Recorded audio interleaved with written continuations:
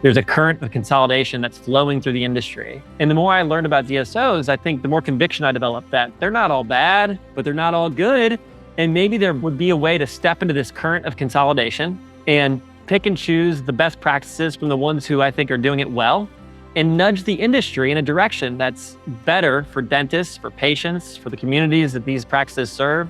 Again, DSOs aren't all bad, but sometimes they get wrapped around the axle on making decisions with spreadsheets. And that sometimes makes sense if you're trying to roll up a bunch of practices and sell them in 5 years. But our model is one where we're making long-term investments in dentists and practices, and we're trying to invest in people that will eventually take care of patients, and the profits are going to follow. That's the idea.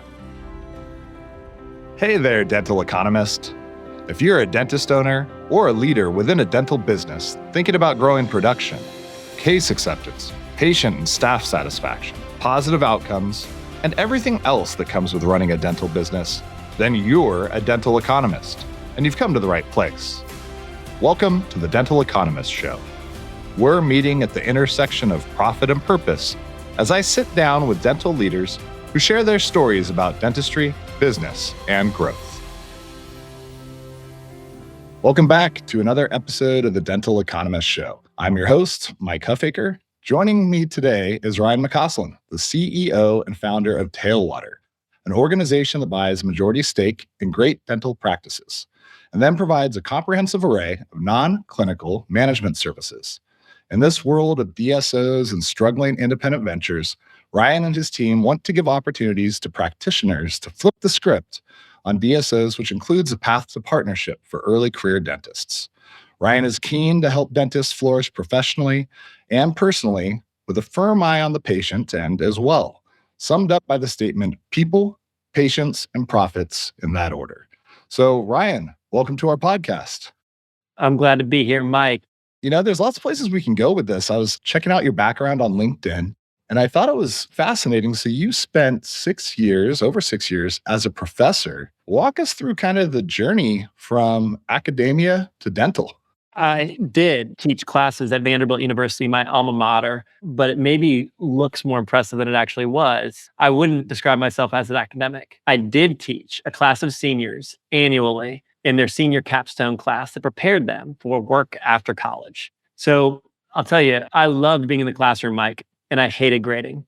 There may be a day when I return, but for now, this chapter is exclusively dedicated to, building Tailwater and earning a reputation for helping create the best careers in dentistry.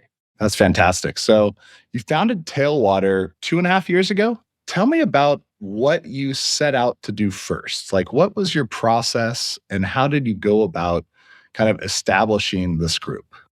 I can tell you, I bought the URL and I bought a Tailwater hat before we ever had our first practice. And that took some chutzpah. But so far it's worked. 4 years ago, I didn't know what a DSO was. But I have a buddy in Houston who's a dentist, Dr. Reynolds Lawnon.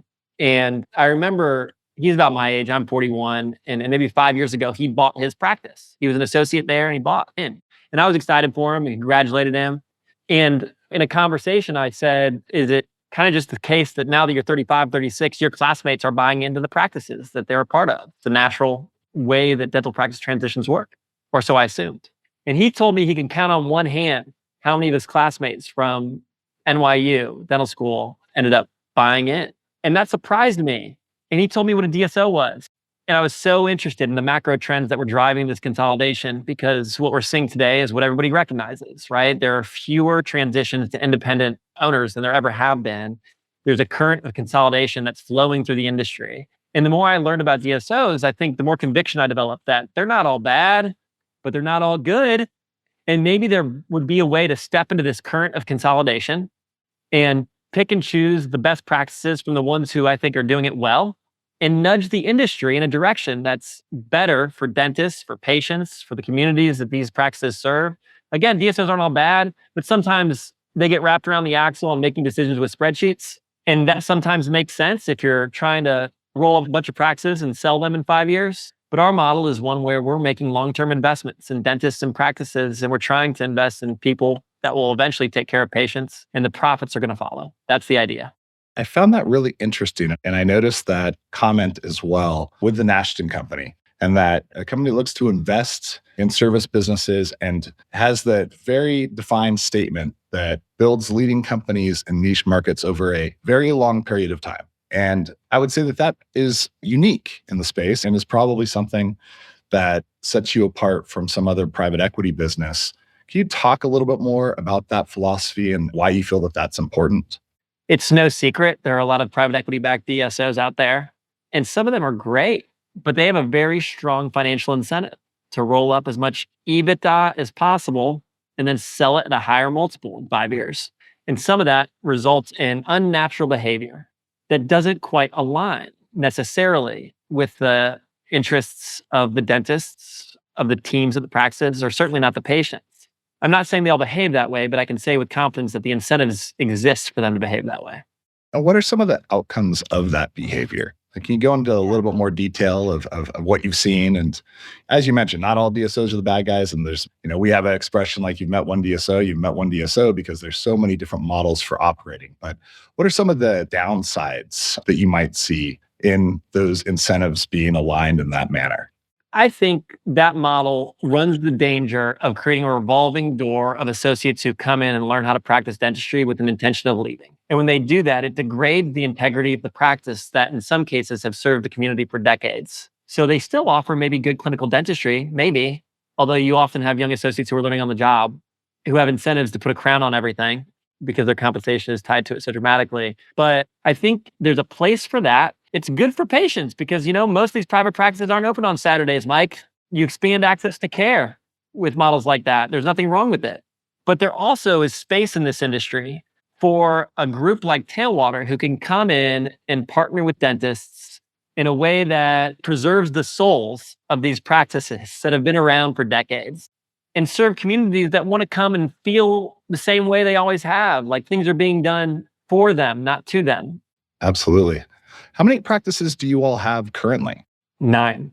I noticed also on your LinkedIn, you talk about, growth and culture. You have a newsletter, which is awesome. We'll get into that in a second.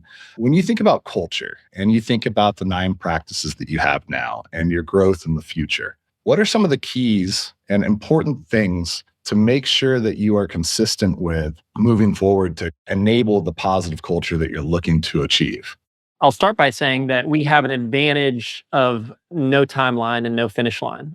And so I can be selective when it comes to the kinds of practices who I want to invite to be part of Tailwater. And I can be patient. If we don't acquire any practices this year in 2024, that would be fine. Our model will still work. Now, I'd like to bring on a couple more practices because I'm excited about what's happening in the industry. And I think that if we believe a practice is going to be better with Tailwater than they will with some other DSO, we'll be able to do that with them. But I don't have to for the spreadsheets to look pretty.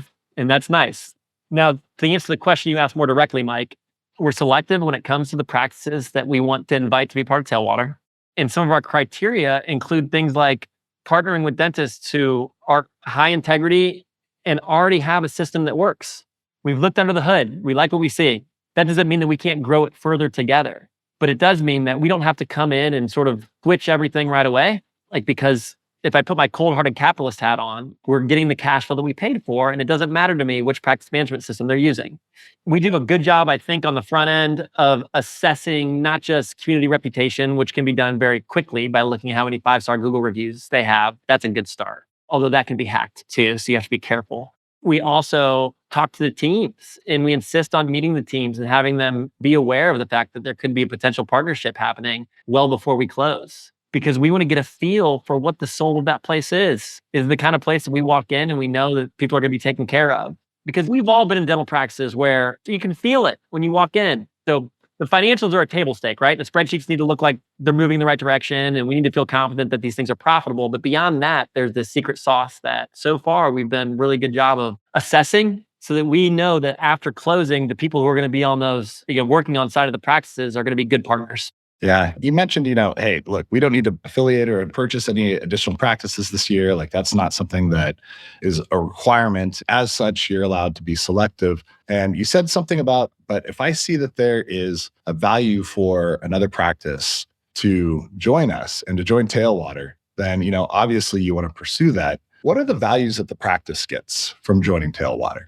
On some level, it's the same stuff that DSOs offer, regardless of who you partner with. I think we do a pretty good job of this sort of operational blocking and tackling. Some of these things are table stakes. We run payroll and we get it right. We keep them compliant. right? We handle legal, we handle accounting. Like these are things that no matter who you partner with on the DSO side, like they're going to be able to do for you, or they should. But beyond that, I think part of the reason that our dentists who are choosing Tailwater are doing that is because we're giving them a clear path to trusting that their practice is going to be under good stewardship. We're going to take care of their people. We're going to help make sure that whoever steps into the practice as a successor, as an associate to start, but ultimately a partner to us, is going to match their values. And to the extent possible, hold up, right, the legacy or whatever is important to that practice. We want to culturally match the dentist who's going to be the successor with the founding dentist.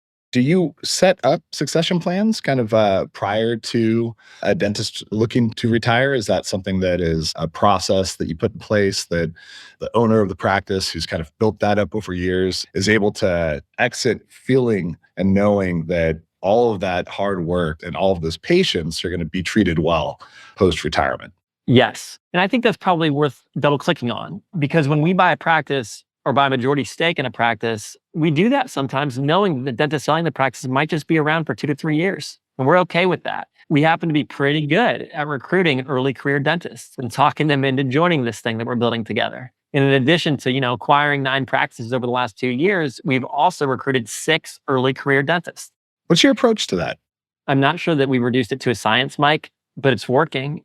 So our approach to that involves things like we ask the dentists who are part of this thing to help us spread the word and find good people who share our values. So we rely a lot on our team of 90 people across these 9 practices to sort of help us recruit. And then we look at matching clinical skills up or complementary skills. I'm so proud. Dr. Ryan McCormick joined Fisher Family Dentistry in Hendersonville, Tennessee in September.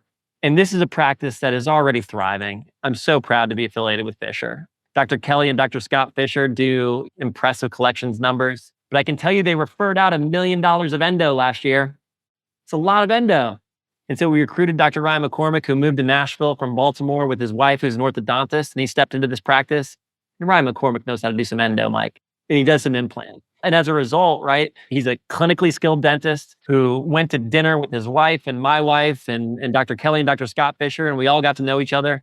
And our courtship was probably 5 months long before he said yes. But then when he ultimately moved and joined this practice, it's been really fun to watch the growth because the team trusts him because he's a good cultural fit. The patients trust him because he does great clinical dentistry. And the doctors who started that practice love him because now they're not referring out those cases that they previously were sending to a specialist. The industry right now is really struggling with hiring and finding clinical help and associates, and really just across the board inside dental practices. Have you also had some of those same challenges, and how have you been able to overcome that?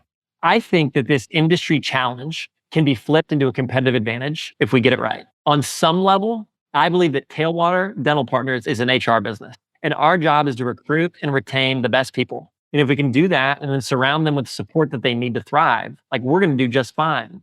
It's not to say the rest of the execution is easy. It's not, right? We need to get that right.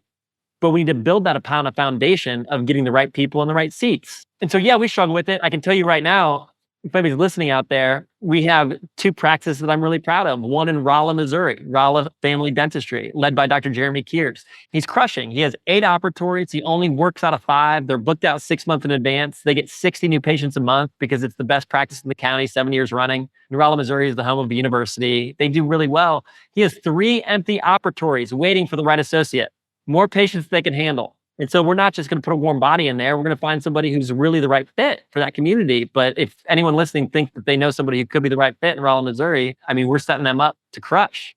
Sounds like a great opportunity. I think I had seen you mention that about the belief that Tailwater really does provide that HR function. That's one of the most important functions. And I think people in any organization is at the heart of your ability to succeed. And HR is such a backbone to that. I don't think I've heard somebody word it in quite that way before, but it makes a lot of sense. And as you say, there's a lot of components of what you can do to support your practices as a DSO that are kind of considered table stakes, but it's really the devil is in the details. And that's what separates one group from another. And if you can really execute well on the HR part, I think that would be a significant differentiator in the space compared to some others that are predominantly focusing on operations or maybe some of the other changes at the practice level.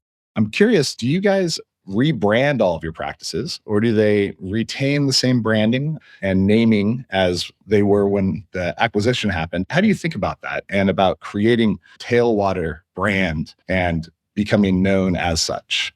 We don't rebrand our practices. Patients don't know that Tailwater exists, but we're trying to earn a reputation among dentists, hygienists, practice managers, office managers, assistants as the place where they can have the best careers in dentistry. And so we very much want to establish a brand in the industry, but I'd be surprised if patients out there ever know that Tailwater exists as a part of the practice where they visit. And are you guys regional? You just mentioned Missouri, and I know you're in Nashville, I believe. What from a geographic area? Do you have a focus? We do. I can say that for now, I have a wife and 3 young children who love me, and I'm trying to keep it that way.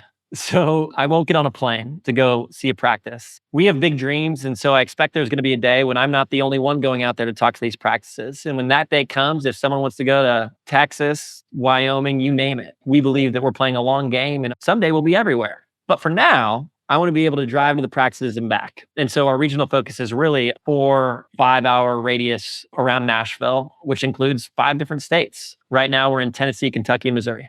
And do you find that that creates any synergies between the other locations and the practices? Do you have any type of gatherings or meetings across all the practices? And do the doctors and clinical teams know each other?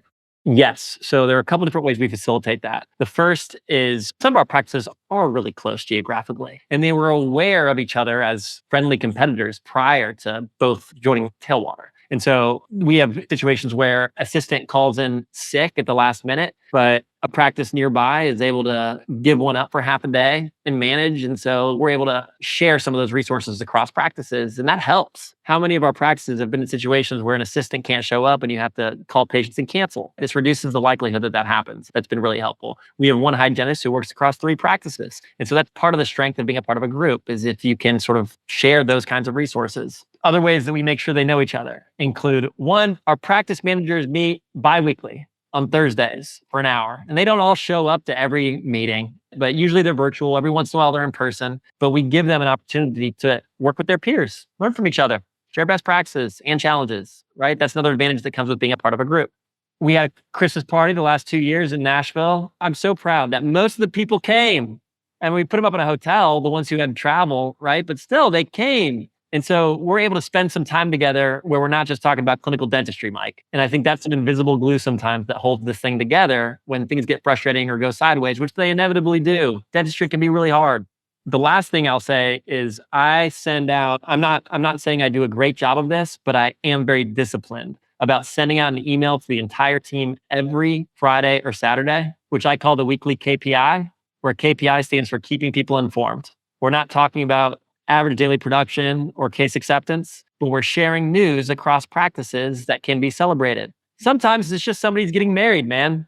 Sometimes somebody's kid got a scholarship, and we're all excited to share that together. And I'm told that people actually read it. Nice. That's great. Speaking of KPIs, we mentioned managing through a spreadsheet and that can be the path that is taken with other private equity groups. But measuring matters, right? And it's still important. So aside from keeping people informed, which I love, what do you measure your success by? I say that we don't make decisions exclusively with spreadsheets. And I mean that. Our decisions are informed by people and principles, but we measure everything, right? Like, that doesn't mean that we don't measure. It just means that we sometimes take into account the nuance beyond what's showing up in the KPI. And that, I think, is an important distinction. Now, there are any number of KPIs that managing a dental practice can be driven by. We have 5 that I paid the most attention to, and it took us a long time to figure out what to Tailwater really matters. And so every Monday, our practice success team, which is what I call the equivalent of a corporate team, our practice success team, we get together for a weekly review on Mondays where we look at how we did last week, where we're moving in the right direction, where we might be faltering. And when we recognize an opportunity to sort of offer some guidance, it's gentle, right? We'll get in touch with the practice manager and a dentist, and we ask, hey, what happened here? You good? Because if there's cancer, let's catch it early. But it's always a conversation, and it's just us doing a good job of holding everyone accountable for the standards they've set for themselves, right? All these practices who are part of this want to grow, want to be the best version of themselves, and it's our job to help them do that. Yeah, you're not seeking to hold somebody's feet to the fire. You're looking to provide support, guidance, opportunities for improvement, keep an open dialogue, understand where they're struggling and where they're doing well, and try to help problem solve. It's no secret, right? Part of the advantage of being part of a group is sometimes you're able to get lower pricing on labs and supplies. That can be a big driver. And we're able to now, like this is going to be really familiar to anyone who's been part of a DSO or a DPO or a group, but maybe sounds like it would be a big asset to anyone running a private practice. I mean, we see what works, man. Like we know which practices are running on 8% supplies and labs combined. And we try to figure out what they're doing right. And then to the practices that are closer to 15%, we just sprinkle some of that fairy dust and say, what if you tried this? Maybe you need a CREC mill. Maybe you'll get the exact same product from this vendor. So zero change in quality, but for half the price, right? We see examples of this all the time. You mentioned there was 5 things that you track. Would you mind sharing in a little bit more detail what those 5 things are? I can, and I can tell you that I didn't make them up.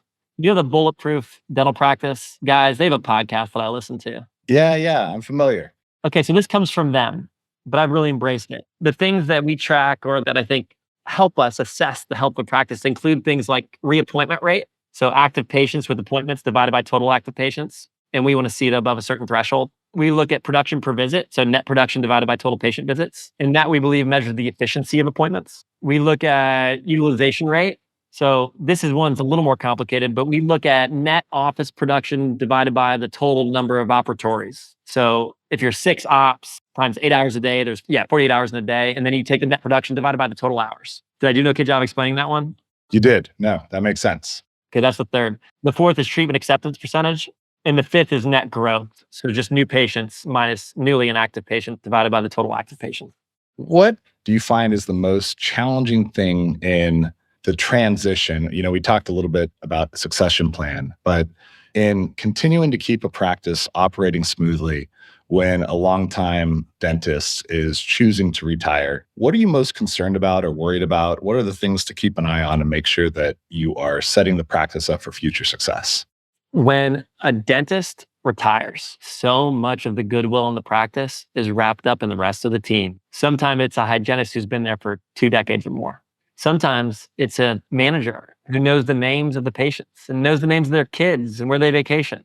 And so we see our job as preserving as much goodwill as possible by setting up the team for success and making sure they feel like there's a real future and there's energy behind this transition. We do things like before we ever begin the transition, we have the team go out to dinner with the dentist who's going to be coming on board. We invite spouses. We try to learn about each other beyond just what we're going to be doing clinically. For all the reasons I talked about earlier, this is the invisible glue that can sometimes hold teams together when things go sideways. We try to tell a story about the early career dentist and control that narrative in a way that, well, is the truth, but tells the story out in the community so that then the community will be excited about a transition.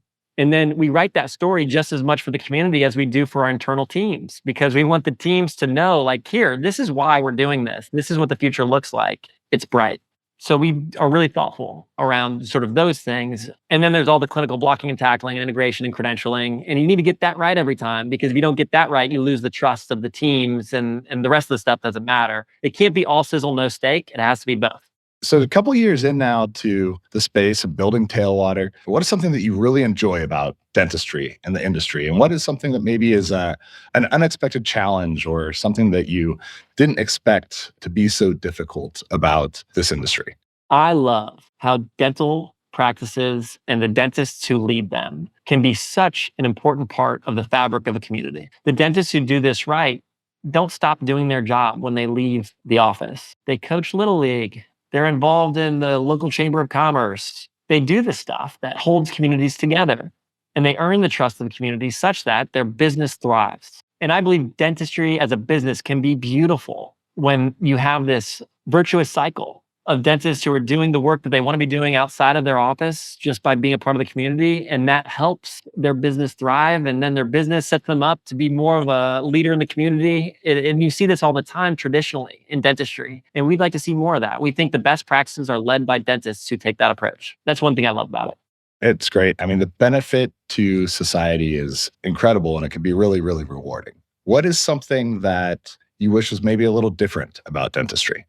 I think one thing that I wish was different about dentistry maybe is that there needs to be more opportunities for dentists to be owners at the practice level. I think the best practices are led by dentists who are owners, who see patients as relationships and people they're accountable to, not just transactions. And by practicing dentistry that way, the lifetime value of a patient, if we put on our cold hearted capitalist hat, right? I happen to believe that the lifetime of value of a patient increases dramatically when they believe that things are being done for them, not to them. And that can be hard in the short run, especially as a young dentist is sort of building his or her clinical chops and they want to be able to pay off student loan debt and do as many crowns as possible. I get all that. But if we can all play the long game together, we can build something really special that's better for dentists, their teams, their patients, the whole community. So at Tailwater, if you're an early career dentist, what could that journey look like? That path to partnership and to having some ownership. What would one expect to experience in that model? Well, let's use that example I mentioned in Rolla, Missouri, okay, just as a case study for how it could go. Dr. Jeremy Kears has been at that practice, leading it with a lot of success. He has 3 empty operatories that an associate steps into, and that associate gets paid a normal rate, right? Let's call it 30% of net production, give or take, but that's usually about right. And then over the course of those 2 years, that practice grows in value. It goes from being a $2 million a year collections practice to $2.5 million. The dentist who joins that practice as an associate, who's learning from Dr. Kears and also sort of adding value along the way, gets to buy into that practice at their 2-year anniversary, but they buy in at the value of the practice on the day they join. So it goes from being worth, let's just to make numbers easy again, they can buy 30% of a $2 million practice that's now worth $2.5 million. So on day one of being a partner, they're in the money. But I'm willing to take that haircut because we can't do it without them, man. And so we really want to be able to create clear paths to partnership for these young dentists who end up becoming owners with us. And we make monthly distributions based on the profitability of the practice. Yeah. And when you talk about aligned incentives, that's a great way to do that in the most positive of ways. And you're not incentivizing negative outcomes that you don't want to see happen. You're incentivizing better patient care. You're incentivizing better outcomes. And you're also providing real opportunities for people to gain some financial independence, which is an awesome thing. So that's great. I'm curious, I saw you've got your website, you've got a lot of great content on there. You like to write, you do a newsletter. Where do you go to learn? Is it books, podcasts, articles, Twitter, X? What's your mode of choice? The best money that I spend probably all year is my Audible subscription. So I listen to books, pretty much constantly. Yesterday, I drove 2.5 hours to see practice that could be a potential partner. And the whole way there and the whole way back, I'm either on phone calls or listening to whatever I'm listening to on Audible. And as I'm doing that, Mike, it used to be a Moleskine notebook, but now it's just a notes app on my iPhone. But I am constantly just taking notes of things that I want to remember or revisit. And it started out as just one notes app that, now I bet I can scroll down for minutes and minutes. And there's just anytime I want to think about writing or communicating or reflecting on an idea that we can incorporate at Tailwater, I have this catalog of ideas that I've picked up.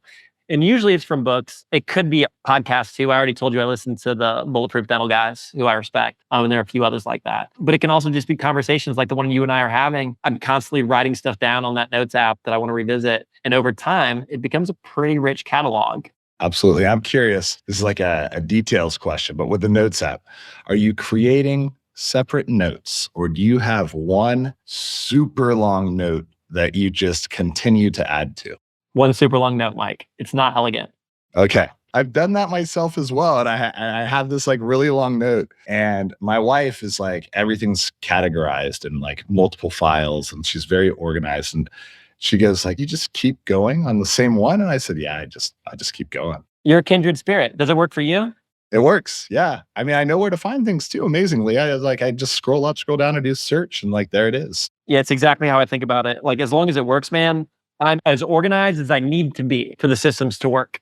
So what was your, maybe not favorite, but what's a book over the past year and a half, Audible or otherwise, that you have that's made you think? Those books, kind of find yourself reflecting on them kind of over and over. Anything in particular that you could share? I'm going to give you the honest answer, which is a cheesy answer, maybe. I don't know. I'm a little embarrassed. But there's this book by this guy called Parker Palmer called Let Your Life Speak. Very, very cheesy title. I'm aware. Sometimes I think that books can hit you different ways depending on when you read them and where you are in your life.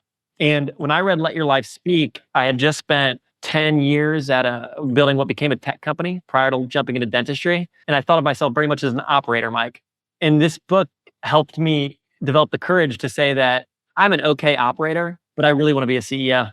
I think building a dental business that has heavy emphasis on culture, clinical and operational excellence, yes. But I'm a culture guy more than a finance guy. And the book suggests, or I guess if I were going to summarize it, it's just that, are you doing the work you were created to do? No, that's great. And nothing to be embarrassed about. I feel like I've always thought that some books just find you at the right time. Depending on the time that you are reading that, they certainly hit you in different ways. I posted on LinkedIn a few weeks back. We actually do a book club in our sales and marketing organization at Planet DDS. And it's been going on for over a year now. We're on our 9th book. Well, you go. What's your favorite book on that book club list, Mike? On the book club list that we read, so 2 that stuck out to me over the past year that I keep reflecting on. One is called 5 Dysfunctions of the Team, Patrick Lencioni. And it's great. The whole writing a story in the form of a fable where you get to feel like you're a fly on the wall and observe conversations that you can absolutely envision taking place. And then getting the lessons out of that, I thought it was great. And I've reflected on that book many times since I've read it. The other one is funny name, but it's called Surrounded by Idiots. And it's effectively about personality tests. So there's 4 different personality types. There's red, blue, green, and yellow. Goes into some in-depth knowledge about each of them and how each of them can work together. And it opens talking about how many leaders are reds, which are like a very decisive personality type. And he'll catch somebody saying, gosh, everyone I work with is just a bunch of idiots. Like they don't know what they're doing. And he goes, well, who's the idiot that hired him? And so, it's just one of those things where it's like, look, people are not idiots. They just have different approaches to the way that they like to be worked with and how you should work with others. And it goes into a lot of detail about that. And it's something that we actually reflect on inside our team when we're working with prospects or others and go like, oh, well, that person's a blue. Meaning they're highly analytical. They need lots of information. They're not going to be quick to make a decision. And we need to support that versus pushing against it. And so that's been another one that's been really impactful for me. I love that. I think it was Abraham Lincoln who said, I do not like that man. I must get to know him better. And so I think so much of our conflict comes from misunderstanding each other. And a tool like that can be helpful. I do want to mention 2 more books that I thought of. The first is, it reminded me when you were talking about that book, Surrounded by Idiots, I read a book called Multipliers by Liz Wiseman. That was on our book club. That was one of the 9. Did you like it? I did. It reminds me that lots of people have latent genius who is just untapped. And it's a leader's job to identify how this person's genius functions and how to draw it out of them. That's the idea. And I hired our first VP of operations last year. His name is Nick Murray. Nick's a star. I love Nick. Tailwater's better because Nick's here. And Nick served in the Navy, and he gave me a book called It's Your Ship by Captain Michael Abramoff. Okay. I don't know that one. I'd never heard of it. And I can tell you that I had waves of emotion wash over me as I read this book, because this is a guy who took over one of the worst performing battleships in the Navy. And then within 2 years turned into one of the top 3 as measured by whatever the naval standards are. And he was able to do that because he got this crew of hundreds of people to buy into this idea that it's not his ship, man, it's yours. Accountability and ownership mentality. Let's all recognize that if we can all do well together, all of us are going to benefit personally. I'm going to add it to my list. A last question. What are you most excited about heading into 2024 over the next year? Professional, personal, anything? Just what's getting you excited right now?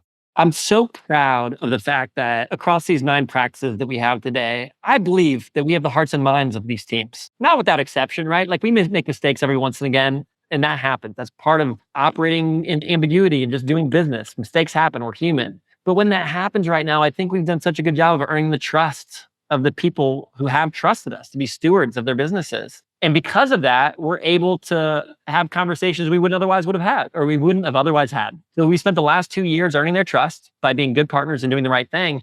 And now we get to come in and say, hey, I know you've used this lab for 10 years. Would you try this one? Because you can get the same product and save X amount. And so we can only do that. People don't care how much you know until they know how much you care. So we have this foundation of trust that we've built. And now that we have it, we're able to do some things that I believe are going to make these practices more profitable in the long term and really continue to thrive, because we share their incentives and we care about them just as much as we care about the spreadsheets. And I'm proud of that and I'm excited about it. Well, thank you, Ryan, and congratulations on all the success. And we'll definitely be keeping an eye on Tailwater. And I really appreciate you spending the time. Mike, it's been a pleasure. Let's do it again. The Dental Economist Show is brought to you by Planet DDS. To find out more about how cloud-based dental software by Planet DDS helps unleash dentists and their staff to focus on patient care, visit www.planetdds.com. Stay tuned for upcoming episodes by following wherever you listen to podcasts. Thanks for listening.